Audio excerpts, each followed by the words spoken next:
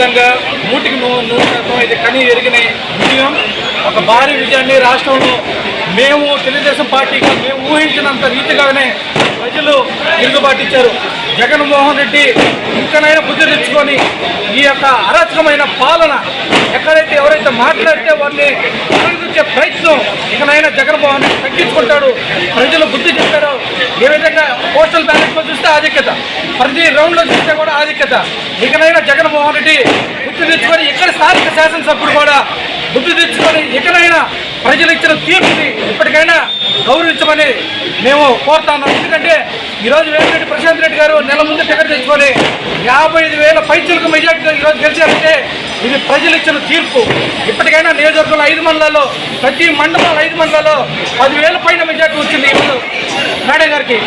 అదేవిధంగా వేమిరెడ్డి ప్రభాకర్ రెడ్డి సార్ గారికి ప్రతి మండలం కూడా మెజార్టీ వచ్చింది. అదేవిధంగా 55,000, 58,000 కూడా కోవతి జబ్బుల్లో వేమిరెడ్డి ప్రభాకర్ రెడ్డి గారికి ఎంపీ క్యాండిడేట్కి ఈరోజు మెజార్టీ వచ్చిందంటే ఇది ప్రజల తీర్పు అనేది ఒకసారి ఆ వైఎస్ఆర్ కాంగ్రెస్ పార్టీ శాసనసభ్యులు, ఎమ్మెల్యేలు, మంత్రులు వాళ్ళందరూ కూడా ఈరోజు రాష్ట్రంలో మంత్రులు దిక్కు లేకుండా ఓటింగ్ పాటలు అయ్యారంటే వాళ్ళు ఎవరైతే అరాచకమైన ఎవరైనా పోస్ట్ పెడితే పోలీస్ స్టేషన్లు వేయడం, ఎవరైనా మాట్లాడితే కేసులు పెట్టి లోపల వేయడం, రౌడీ షీటర్లు ఓపెన్ చేయడం.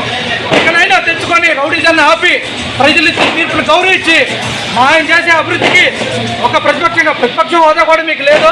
14 సీట్లు 17 సీట్లు మీకు ఉన్నాయి. ఇకనైనా మీరు సహకరించి మేము చేసే ప్రతి పనికి నియోజకవర్గంలో ఎవరు చేయనంత అభివృద్ధి ఈరోజు వేమిరెడ్డి ప్రశాంత్ రెడ్డి గారు చేయబోతున్నారు. పౌరు ప్రజలు ఇచ్చిన రుణాన్ని ఈరోజు వేమిరెడ్డి ప్రశాంత్ రెడ్డి గారు కూడా త్వరలో తీసుకున్నారని మేము ఛానల్ ద్వారా తెలియజేస్తున్నాం. సమరసింహారెడ్డి పోలింగ్ బూత్ అసెంబ్లీలోకి వచ్చాడు.